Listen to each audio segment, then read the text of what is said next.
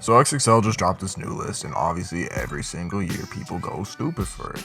So there's something weird about this one though. There's two guys stuck out to me, and obviously it's always an argument. Does XXL even know what they're doing anymore? But listen to this. Alright, two names buried in the list. If you know, you know. Reezy and Chris Patrick. They're right in there. And it's all proof that this exact question is playing out in real time. Let's get into it. Does XXL freshman list even matter in 2026? Let's go. Now, this isn't a new problem. Take it back to 2009, alright? Off the earth from the Freshman class. Kid Cudi, Whale, B.O.B. It's a solid list. Guess who skipped? The Big Dog, Drake, Iceman, the Candyman, okay? And Nicki Minaj. Completely. Two artists who went on, redefined everything in mainstream rap, okay? We're talking Take Care. Okay, fast forward to 2018, we got Lil Baby, Snubs. 1 month after, yes indeed, Dash is Digital, right? It hit number 6 on the Billboard Hot 100. He was already charting, and XXL just passed on by. Then there's NBA Youngboy, right? Why be better? Why be better? I guess not. To XXL, one of the most streamed rappers of the last decade, he was eligible for the list, did not get picked.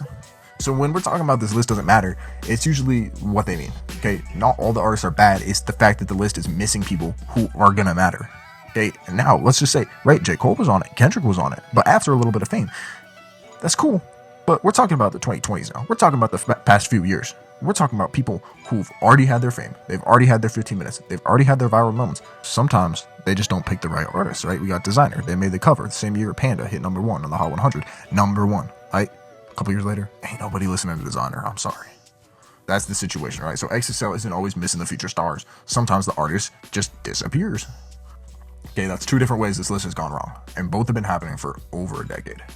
Now, here's where it gets interesting. We're talking about 2026. Okay, the list just came out. But if you saw two of the lists, and I know I talked about them in the intro, did you see them? Reezy and Chris Patrick. Did you see them? What's weird about them? Predict it in the comments. Go. If you're watching, they weren't new to us. They're on the On The Radar cypher from February. Okay, 10 rappers, 1 beat, no host, no magazine, none of the gimmicks. Brand new cypher on the radar. All these dudes, underground. People loved it. The critics loved it. Now, the cypher happened in February. XXL happened yesterday. 4 months apart. XXL, huge. And they're taking two artists who have already been on a big stage. You know, if you maybe never heard of On The Radar, maybe you heard of XXL, but a lot of people know On The Radar, right? We know the freestyles. So by the time XXL introduced these dudes, a chunk of the audience, where the real hip hop fans, have already seen these two. They've already seen what they can do. They've already been on it. Now, that doesn't mean that they're not up and coming artists. They totally are, because of the fact they got picked twice.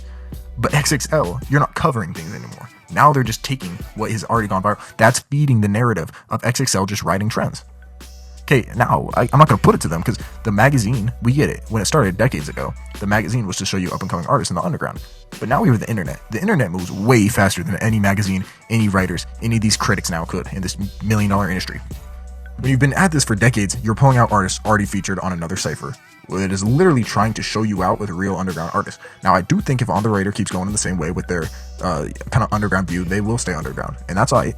But they won't beat out the popularity that XXL goes for and how it kind of creates icons. And it kind of does that through memes. And is that purposeful? I don't know. Leave a comment. Do you think the Ian thing was purposeful? Could be. Well, like, let me know. I want to hear y'all's theories too. But this isn't like a flat out miss like Drake or Nicki, okay? XXL did still pick these dudes, but it's the same root issue wearing a different outfit. The list isn't the first room these artists walk into anymore. It's catching up to decisions other parts of the internet and other people have already made. To be fair though, I don't think the list is pointless, right? XXL can put out 12 artists in one room and one cover in front of a bunch of people who aren't really into the deeper underground ciphers, freestyles, whatever, and they just want a yearly snapshot of who's coming up. It's useful. People like it, but most fans aren't tracking 10 different platforms, right? And honestly, even the misses prove that people care. Okay, nobody argues this hard every single year about a list that doesn't matter. The fact that they still skip Drake, it's still a sentence people are talking about in 2026, okay? It still carries weight. They're still making headlines. So here's the thing. Does this matter? Does the XXL freshman list even matter in 2026? Now, obviously, there's going to be people who are like, bro, it's not that serious. It's just an XXL list. And then there's people who really think of it as one of the leading voices of hip hop. It's big. It's a big deal. It's a big deal in music as a whole. So we have to kind of think about it. Do we kind of leave this alone? Like, do we leave this in the dust? Have we already left this in the dust? That's the question. The thing is, I think it still does matter. I just don't think it's a predictor anymore. It used to be where you found out who's next. It used to be the voice of the underground. Now it's just like a scoreboard and they get the score wrong half the time. It's like people still show up every day to argue about it anyways, no matter what happens. Now, the thing is, bro, if you're an artist watching this, You know, hopefully this gives you some comfort. Drake didn't eat it. YB didn't eat it, right? The list isn't really the door anymore in either direction. Getting picked does not guarantee anything, and not getting picked doesn't end anything either. You could say the same thing about On the Radar. You could say the same thing about any of these other come-ups. You could say anything about, you know, being on a lunch break freestyle from Lyrical Lemonade. You could be talking about, what's the other one? Rap TVs. They're doing freestyles now. And on the topic of Lyrical Lemonade, that's a really good example, actually, I think, of the way they do things. They get a lot of underground artists on those music videos and on those freestyles.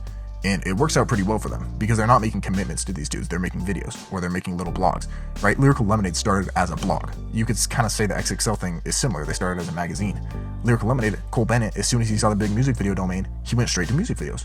Then what? He hired more directors. He got burnt out. And now what are they doing? Lyrical Lemonade, TV. They got freestyles. They got podcasts. A bunch of stuff just came out. I don't know if you've seen it. That's evolution. That's, you know, chasing underground artists. That's still proving things, okay? XXL is still moving against the internet. They're still picking up viral people. There's whatever. And so it's just ruining their credibility a bit. I don't hate them. I like XXL. I think it's cool.